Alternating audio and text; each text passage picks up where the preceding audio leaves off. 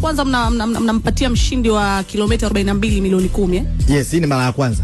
Kwa sababu mwaka jana hatukuwa na jambo kama hili. Na mwaka huu tukasema tuwe unique kidogo. Kwa sababu sisi mkataba wetu na Tulia Trust ni miaka 3. Okay. Mwaka jana tulidhamini, mwaka huu pia na mwakani pia.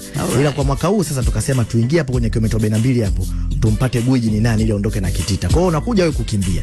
Unayekimbia ni wewe.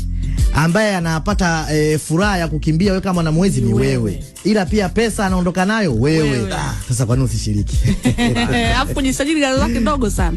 Mbio ndefu kama hizo 35,000. Bwana. Alafu fupi 30,000. Yani very easy. Na watu wako 35 unachangia miundombinu ya elimu na afya, alafu napiga zako milioni 5 kwa wewe wa kike ama wa kiume milioni 5, unasepa na hela yako ndefu tu. Kazi unaiweza. Sana. Mheshimiwa Tulia akuchukue. Asante. Una kitu.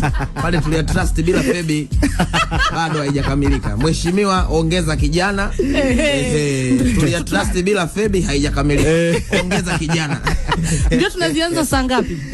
Sasa hii Tulia Betika Mbeya Tulia Marathon ni marathon ya kipekee sana. Inafanyika siku 2, tarehe 15 tarehe 16.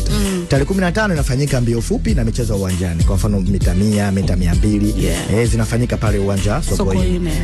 Na wanaanza mapema sana. Yani ratiba zote zinaanza mapema sana. Na pia siku ya marathon yenyewe tarehe 16, yani wale ambao kwa mfano wanaondoka kwa kilomita 42, wale wanaanza mapema sana. Kwa watu wakianza kufika pale kuanzia saa 10 alfajiri, utakuta pale watu wapo tayari. Na kwa sababu taasisi ya Tulia Trust iko vizuri kwenye maandalizi ya mbio, ina uzoefu wa miaka 10 sasa. Huu ni msimu wa 10. Kwa hiyo utakuta pale kila kitu kiko sawa na udhamini ambao